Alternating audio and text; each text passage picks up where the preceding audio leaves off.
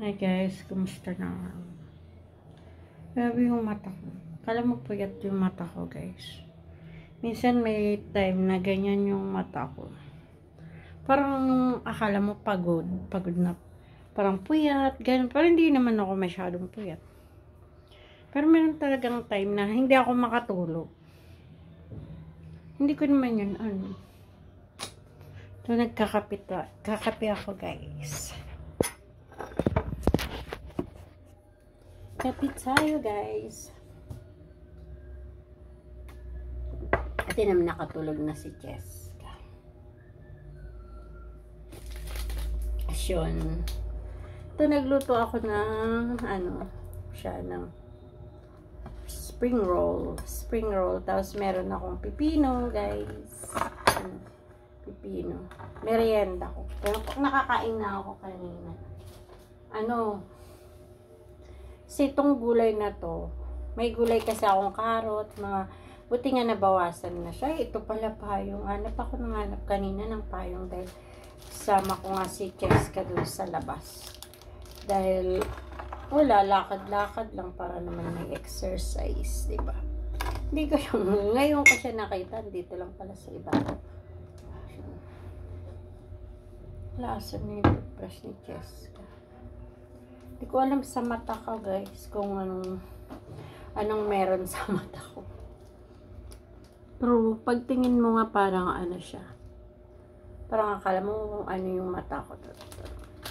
Kasi ito yung favorite kong otap guys.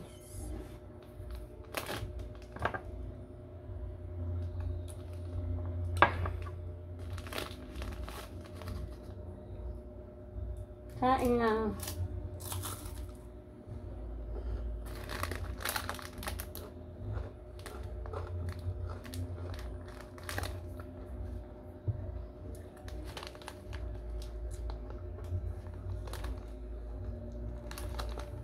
Buti maliwanag sa nasira kasing ilaw dito sa kitchen. Doon lang sa may sala yung may ilaw.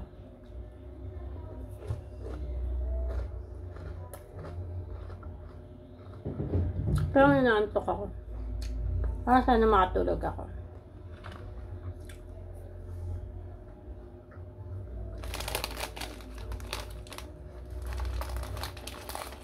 Ayun, kwento ko na lang sa inyo yung nangyari sa akin kahapon.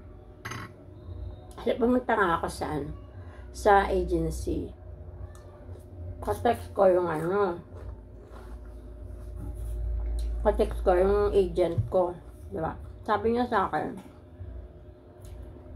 punta ka na dito para mag-ECG ka, tapos treadmill. Yun yung treadmill yung parang kunyari tumatakbo ka. Para maano kung hihingalin ka or something. Ganyan. Kasi yung ECG para sa puso yun. Yun, pumunta naman ako. Tapos, pag ko dun, sabi ko, pupunta na ako dun. Bali, bibigyan niya ako ng pangbayad na 250 para sa ECG. Sabi niya sa akin, daan ka sa office. Ako naman, sakay ako ang sakay ko ay Quiapo. Tapos pagdating sa Quiapo, sasakay ako ng isa pang jeep na papunta sa Ermita. Ganun, Ermita. Pero, na lang ako, meron kasi dun angkas, yung sa motor na lang. Tapos, angkas ka, ganyan. Tapos, dumiretso nga ako dun sa office. Akala ko, bibigyan ako ng pamasahe. Akala ko, bibigyan nga ako ng pambayad ko sa ECG. Kasi may bayad yung 250. Tapos, ang sabi ko, kaya din ako dumaan doon kasi hindi ko pa kabisado yung lugar ng sa clinic. Pero sa clinic, nakapunta na ako isang beses. May kasama ako.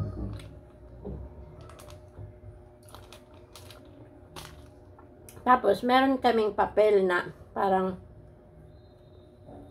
papel na may complete address yun doon na ano, doon sa yung lugar ng clinic, ganun, tas yung pangalan. Kaya, nung sumakay kami nung kasama ko, hindi na kami nahirapan kasi andun naman, pinakita lang namin, kuya, ito yung ano namin, nasa papel naman yun. Tapos, ayun, nung pumunta na kami doon, kaya nakarating kami agad doon. Dahil syempre may papel kami, may hawak kami complete address nung clinic. Tapos yun nga, yung ako na lang, pangalawa. At saka yung kasama ko, ang galing niya, hindi siya mahiyain yung sa driver, sinabi niya talaga, kuya, nasan na ba yun yung clinic ngayon? Sabi ng ganun. Baka lumagpas na kami. As in, talagang ang lakas ng boses niya.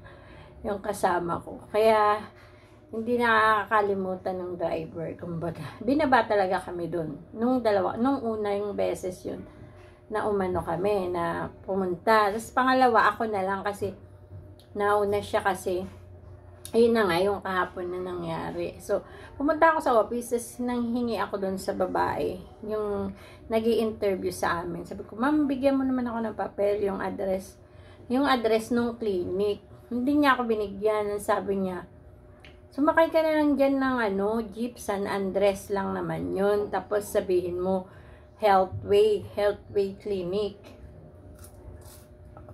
Ako naman, sige, makay ako. At pagsakay ko, nabi ko dun sa mama na, kuya, ibaba mo ako sa Healthway Clinic, yung clinic na yung para sa mga OFW, marami kasi nagpapamedical doon.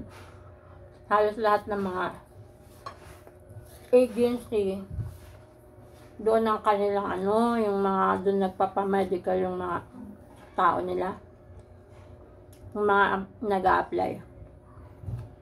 Opo. Yun. Hindi niya ako binigyan, di ba, ng address. So, sumakay na ako. Hindi naman ako ibinaba ng manong. Hindi niya ako binaba dun sa lugar na yun. Hindi niya daw alam yun.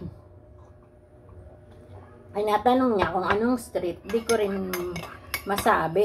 Kasi wala nga akong hawak. Basta ang sabi lang, ang alam ko lang is, yung natatandaan ko lang yung Healthway Clinic. Healthway Clinic na pangalan nung pero hindi, yun eh. Hindi lang yun yung parang parang pangalan. May complete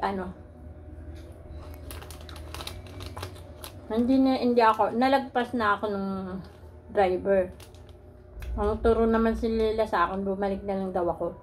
Sumakay ako ng jeep na pabalik. O bumalik naman ako, tapos hindi pa rin alam nung driver. Kasi nga, wala naman akong complete address, di ba? Kung nakasulat yun, tapos complete address, may ibigay ko lang yun, kahit hindi ko kabisado, magtanong lang ako kung saan ba to. Malalaman ko, di ba? Kaso, hindi naman ako binigyan ng Tapos, yung kausap ko na agent ko, ang tagal niya mag-reply. Ngainis na ako kasi lobat na rin ako. Nag-off na yung CP ko. So, paano ako makipag-contact sa kanila, di ba? Para itanong kung ano ba yung address ng clinic. So, inabot na ako ng alas 3. Ayun, nainis na rin ako. Sabi ko, uwi na lang ako. Tama-tama. Yun na yung dumaan na sa may Robinson. Bumaba na lang ako kasi medyo parang alam ko na yung Robinson na may sakayan ng Guadalupe doon eh. Way ko na yun pa uwi. Tapos, lobat na ako. Nag-off na talaga yung CP ko. Tapos, nagbanap ako doon ng sa loob ng mall na. Kahit hindi ko na siya masyadong kabisado, pero noon, doon din ako pumupunta nung 2016 na lagi akong nasa Ermita. Nag-a-apply pa ako noon. Tapos yun, nandun lang ako sa mall. Kumbaga, hindi ko alam kung saan yung basta pumasok lang ako. Kasi umuulan din. Wala pa naman akong dalang payong. Pagdating ko doon, sabi ko, gusto kong magpaano. Nagtanong lang ako kung meron ba doon charging station. Tapos, yun, nagpa-charge ako. Nag-charge ako. Pero buti na lang, walang bayad. Tapos, nandun lang ako sa may food court, nakaupo. Habang nag-aantay doon sa magcha-charge ako. Ayun, saka naman nabuhay na yung cellphone ko. Nag-text na yung agent ko. Sabi niya, bakit daw, nasan na daw ako, ganon. Sabi ko, ma'am, dito na ako sa Robinson. Baka, paglabas ko dito, sasakay na ako ng Guadalupe, ganon. So, sabi niya, bakit, hindi mo ba, sabi ko, kasi kaya ako, sabi niya, akala niya daw, dumiretso daw ako sa clinic. Sabi, akala ko kasi dumiretso ka sa clinic. Paano ako didiretso sa clinic? Sinabi niya nga, dumaan muna ako sa office. Di sana kung mas okay sana kung nagdiretso ako kasi nagmotor ako nag-angkas lang ako Kumbaga as in matutuntun talaga yun basta may complete address kasi yung sa mga motor may yun waste may yun. Yun, sabi ko, uwi na lang ako ma'am kasi baka maligaw-ligaw pa ako, eksakto lang yung pamasahe ko. Sabi niya, di ba nasa Robinson ka? Dapat sabi niya, sumakay ka na lang ng jeep. Papunta dun sa clinic. Ganyan. Sabi ko, wag na ma'am. Sabi ko, ayun, umuwi na lang talaga ako. Naglakad pa ako papunta dun sa Iba kasi di ba guys yung ganun. Nakakainis yung pag di mo talaga alam yung lugar. Nasaan sakay lang naman yun ng jeep. Pero, nakakainis din kasi, yung babae na agent, na sa akin dun. Di man lang ako binigyan. Nasabi ko, ma'am, bigyan mo ako ng papel na may nakalagay dun yung clinic, tapos yung address nila, yung mga ganun-ganun. Di man lang ako niya binigyan. Paano ko malalaman ni Beth? Nagtatanong sa akin yung mga driver na anong street ba? Ganon. Kaya yun, parang imbes na nagawa ko na yung pag-ECG, babalik na naman ako. Sabi ko sa Monday na lang ako babalik. Monday na lang ako babalik kasi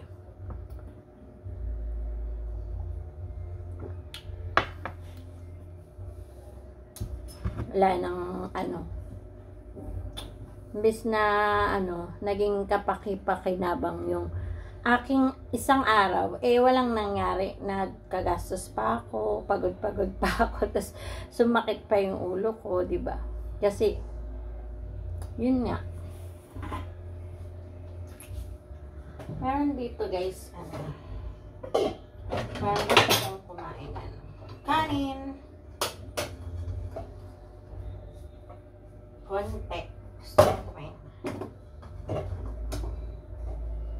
konting kanin, pero may ulam ako dito. Kakain ako ng konting kanin.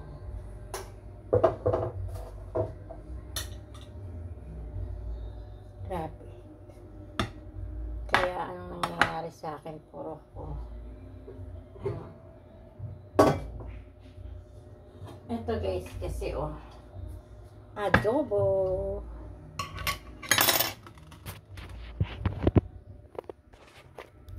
Ayan guys, luto ni Wing.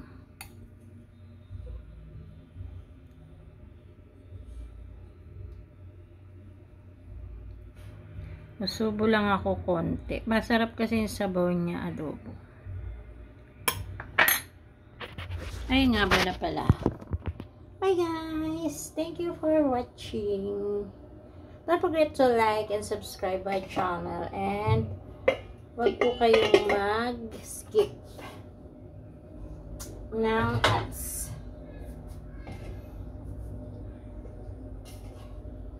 Ako'y kakain.